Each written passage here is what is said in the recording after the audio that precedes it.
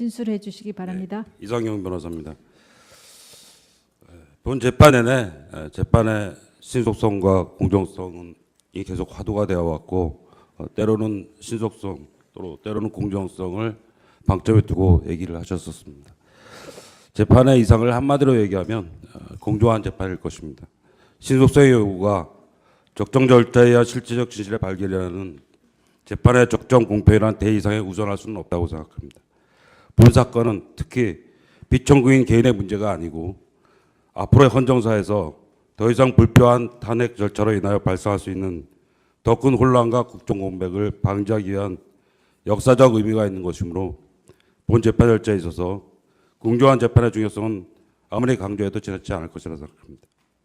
이미 피청구인 측에서 청구인의 국회 측의 탄핵 수주 의결 절차 및 본 재판에 있어서 일괄투표 유연성 또 소출 기수의 실질적 변경 등 많은 절차적 문제점을 언급한 바 있습니다. 이에 대해서 재판부께서 심사숙고하여 판단해 주실 것으로 생각됩니다. 본 변호인은 이와 같은 많은 절차적 문제점이 왜 발생하였는가 하는 점에 주목하고 싶습니다. 재판부에서는 피청구인 측이 소위 고영태 녹음 파일, 김수현 녹음 파일에 대하여 법정에서 재생하는 방법으로 증거서를 요청함에 대해서 증거 채택 자체를 거부하였습니다. 이유는 본 탄핵 사건과 직접 관련성이 부족하다는 것이었습니다.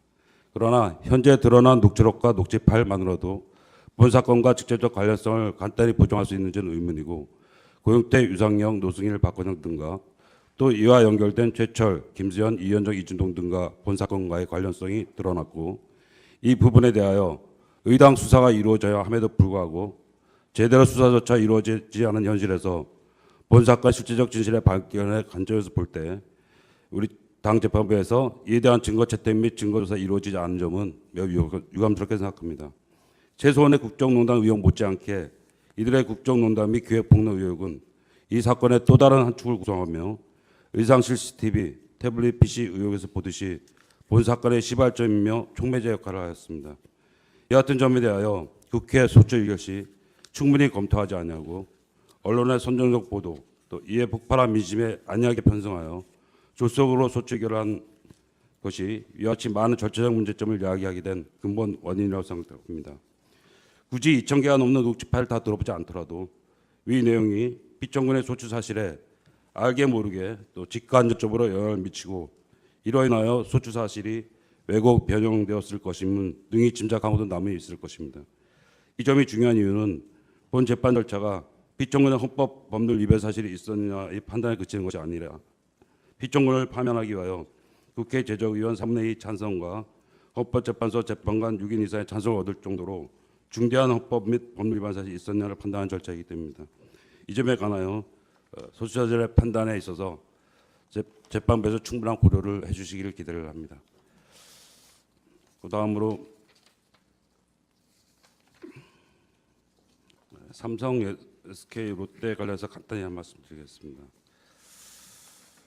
이미 그 미르재단, K스포츠재단에는 이들 기업들이 금을 출연한 것에 대하여 설립자가 각 기업으로 되어 있다는 점, 이사진이 명문가나 전문가로 대부분 구성되어 있다는 점, 또 정경영 측에서 오히려 불필요한 오해를 방지하기 위하여 이사진 파견을 거부했다는 점, 공익재단법인의 경우 기부금 모금의 활용을 공고해야 되고 주금부처의 실적을 보고하고 외부 감사인의 감사를 받는 등 엄격한 통제를 받아야 하므로 재단금의 사유화가 불가능하다는 점 등은 그리고 문화기본법과 문화예술 후원 활성화법 등으로 법적 근거 나름대로의 법적 근거를 마련했던 점 등은 이미 증언과 준비 서면을 통하여 주장 입장한 바 있습니다. 국회 측에서는 뇌물직권남용 강요 소추 사실의 정황 증거로 온 과정의 불법성 및 대가관계를 입증하기 위하여 삼성, SK, 롯데 등의 피청구인이 당한 같은 특혜정을 하였다고 주장을 하고 있습니다. 뇌물직권남용 강요를 하나의 탄핵 수사로 묶을 수 있을 것인지 그 위법성에 대해서는 이미 주장된 바 있으므로 변론으로 하겠습니다. 지난 반기선의 증인신문 과정을 통하여 삼성의 물산과 제일모직 합병 과정에 있어서의 문제나 롯데, SK에서 면세권 취득의 문제는 정책적 판단의 문제임을 어느 정도 판단이 되었습니다. 대통령은 사회 각계각층에 대립하는 이해관계를 조정해야 하는 막중한 임무를 부여받고 있으며 특히나 경제 부흥을 국책 기조의 하나로 내세운 피청구인의 입장에서 볼 때 수출 및 내수 진작의 최일선에서 서 있는 대기업의 현안에 대하여 관심을 가져야 하는 것은 당연하며 거시적 장기적 관점에서 그 해결책을 도모해야 하는 것은 오히려 피청군의 의무라 할 것입니다. 이전 정권에서 대통령이 재벌 정대가 독대를 한 적이 있었냐, 현황 자료 영식이 있었냐 하는 문제는 오히려 지역적 부수적인 문제에 불과하다고 할 것입니다. 뿐만 아니라 창조경제와 문화융성을 국정과제로 삼고 있는 피청군의 입장에서 기업들의 협조가 필요한 것은 어쩌면 지극히 당연한 일이며 피청군의 국정 철학을 피력하고 이를 실현하기 위해 민간 주도의 문화체육 비영리 재단법인의 설립의 취지를 설명하고 한류 바람을 타고 수혜를 입은 기업들에게 이를 더욱 확대 발전시키기 위해 사회공헌 차원에서 협조를 당부한 것을 이를 정책적 판단의 관점이나 통제의 관점에서 이해하지 아니하고 뇌물죄, 직권남용죄, 강제 등으로 의율할 수 있을 것인지는 근본적인 의문이 제기될 수밖에 없고 최상목 비서관의 진술, 방기선 행정관의 증언 등에서 보듯이 이전 정권에서도 기업들이 자발적 형식을 갖춘 그런 형태의 재단이나 사업이 매 정권마다 있어 왔고 그 규모나 형식을 볼 때 비교 자체가 어려움에도 불구하고 이를 피청군의 헌법 위반을 문제 삼는 것은 오랜 정경유착의 가능을 위한 부정적 관점에서의 시각으로만 피청군의 행위를 바라보는 것에 기량을 할 것입니다.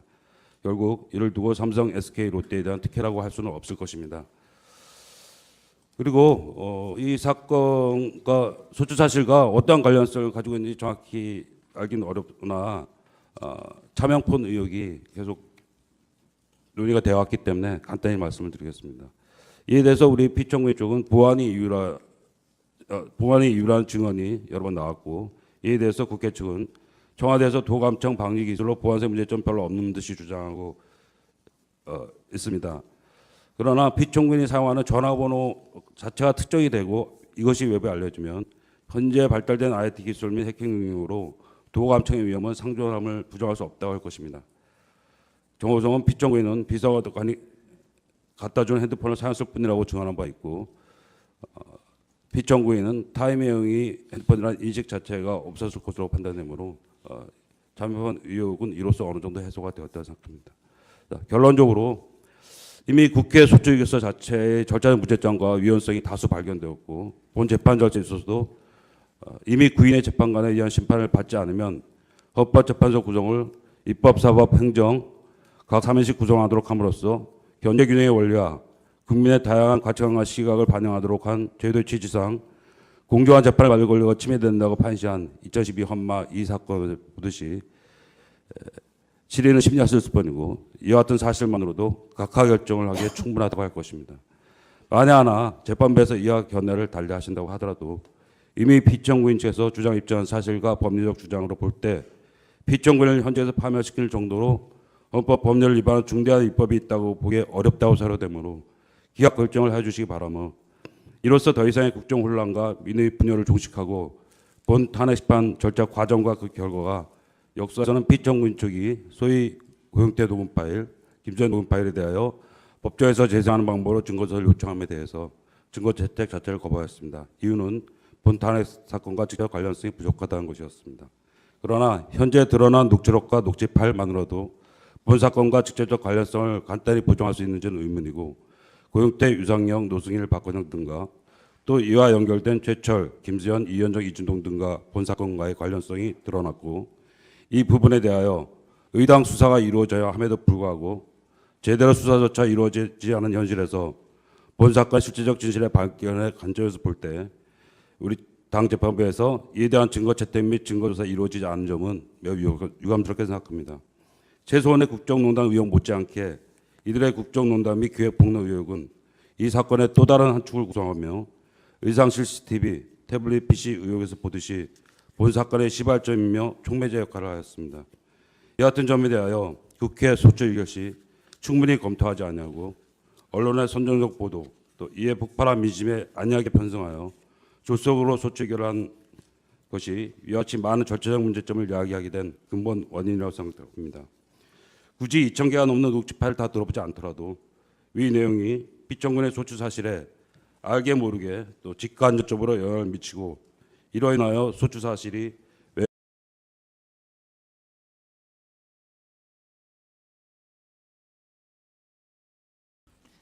진술해 주시기 바랍니다. 이상영 변호사입니다. 본 재판 내내 재판의 신속성과 공정성이 계속 화두가 되어 왔고 때로는 신속성 또 때로는 공정성을 방점에 두고 얘기를 하셨었습니다. 재판의 이상을 한마디로 얘기하면 공정한 재판일 것입니다. 신속성의 요구가 적정 절차에 의한 실질적 진실의 발견이라는 재판의 적정 공평이라는 대이상에 우선할 수는 없다고 생각합니다. 본 사건은 특히 피청구인 개인의 문제가 아니고 앞으로의 헌정사에서 더 이상 불필요한 탄핵 절차로 인하여 발생할 수 있는 더 큰 혼란과 국정공백을 방지하기 위한 역사적 의미가 있는 것이므로 본 재판 절차에 있어서 공정한 재판의 중요성은 아무리 강조해도 지나치지 않을 것이라 생각합니다. 이미 피청구인 측에서 청구인의 국회 측의 탄핵소추 의결 절차 및 본 재판에 있어서 일괄투표의 유연성 또 소출 기수의 실질적 변경 등 많은 절차적 문제점을 언급한 바 있습니다. 이에 대해서 재판부께서 심사숙고하여 판단해 주실 것으로 생각됩니다. 본 변호인은 이와 같은 많은 절차적 문제점이 왜 발생하였는가 하는 점에 주목하고 싶습니다. 재판부에서 통째적인 관점에서 이해하지 아니하고 뇌물죄, 직권남용죄, 강요죄 등으로 의율할 수 있을 것인지는 근본적인 의문이 제기될 수밖에 없고 최상목 비서관의 진술, 방기선 행정관의 증언 등에서 보듯이 이전 정권에서도 기업들이 자발적 형식을 갖춘 그런 형태의 재단이나 사업이 매 정권마다 있어 왔고 그 규모나 형식을 볼 때 비교 자체가 어려움에도 불구하고 이를 피청구인의 헌법 위반을 문제 삼는 것은 오랜 정경유착의 가능을 위한 부정적 관점에서의 시각으로만 피청구인의 행위를 바라보는 것에 기량을 할 것입니다. 결국 이를 두고 삼성, SK, 롯데에 대한 특혜라고 할 수는 없을 것입니다. 그리고 이 사건과 소추 사실과 어떠한 관련성을 가지고 있는지 정확히 알기는 어렵으나 차명폰 의혹이 계속 논의가 되어 왔기 때문에 간단히 말씀을 드리겠습니다. 이에 대해서 우리 피청구인 쪽은 보안이 이유라는 증언이 여러 번 나왔고 이에 대해서 국회 측은 청와대에서 도감청 방위 기술로 보안성 문제점 별로 없는 듯이 주장하고 있습니다. 그러나 피청구인이 사용하는 전화번호 자체가 특정이 되고 이것이 외부에 알려지면 현재 발달된 IT 기술 및 해킹 능력으로 도감청의 위험은 상존함을 부정할 수 없다고 할 것입니다. 정호성은 피청구인은 비서관이 갖다 준 핸드폰을 사용했을 뿐이라고 증언한 바 있고 주장하기 위하여 삼성, SK, 롯데 등의 피청구인이 당한 특혜정을 하였다고 주장을 하고 있습니다. 뇌물직권남용 강요를 하나의 탄핵 수사로 묶을 수 있을 것인지 그 위법성에 대해서는 이미 주장되어 있으므로 변론으로 하겠습니다. 지난 방기선의 증인신문 과정을 통하여 삼성의 물산과 제일 먼저 합병 과정에 있어서 문제나 롯데, SK에서 면세권 취득의 문제는 정책적 판단의 문제임을 어느 정도 판단이 되었습니다. 대통령은 사회 각계각층의 대립하는 이해관계를 조정해야 하는 막중한 임무를 부여받고 있으며 특히나 경제 부흥을 국책 기조의 하나로 내세운 피청구인의 입장에서 볼 때 수출 및 내수 진작의 일체일선에 서 있는 대기업의 현안에 대하여 관심을 가져야 하는 것은 당연하며 거시적 장기적 관점에서 그 해결책을 도모해야 하는 것은 오히려 피청구인의 의무라 할 것입니다. 이전 정권에서 대통령이 재벌 정계가 독대를 한 적이 있었냐, 현황자료 영식이 있었냐 하는 문제는 오히려 지역적 부수적인 문제에 불과하다고 할 것입니다. 뿐만 아니라 창조경제와 문화융성을 국정과제로 삼고 있는 피청구인의 입장에서 기업들의 협조가 필요한 것은 어쩌면 지극히 당연한 일이며 피청구인의 국정철학을 피력하고 이를 실현하기 위해 민간 주도의 문화체육 비영리 재단법인의 설립의 취지를 설명하고 한류 바람을 타고 수혜를 입은 기업들에게 이를 더욱 확대 발전시키기 위해 사회공헌 차원에서 협조를 당부한 것을 이를 정책적 판단의 관점에 왜곡 변형되었을 것임은 능히 짐작하고도 남이 있을 것입니다. 이 점이 중요한 이유는 본 재판 절차가 피청구인의 헌법 법률 위반 사실이 있었느냐의 판단에 그치는 것이 아니라 피청구인을 파면하기 위하여 국회 제적의원 3분의 2 찬성과 헌법재판소 재판관 6인 이상의 찬성을 얻을 정도로 중대한 헌법 및 법률 위반 사실이 있었냐를 판단하는 절차이기 때문입니다. 이 점에 관하여 소추자들의 판단에 있어서 재판부에서 충분한 고려를 해주시기를 기대를 합니다. 그 다음으로 삼성, SK, 롯데 관련해서 간단히 한 말씀 드리겠습니다.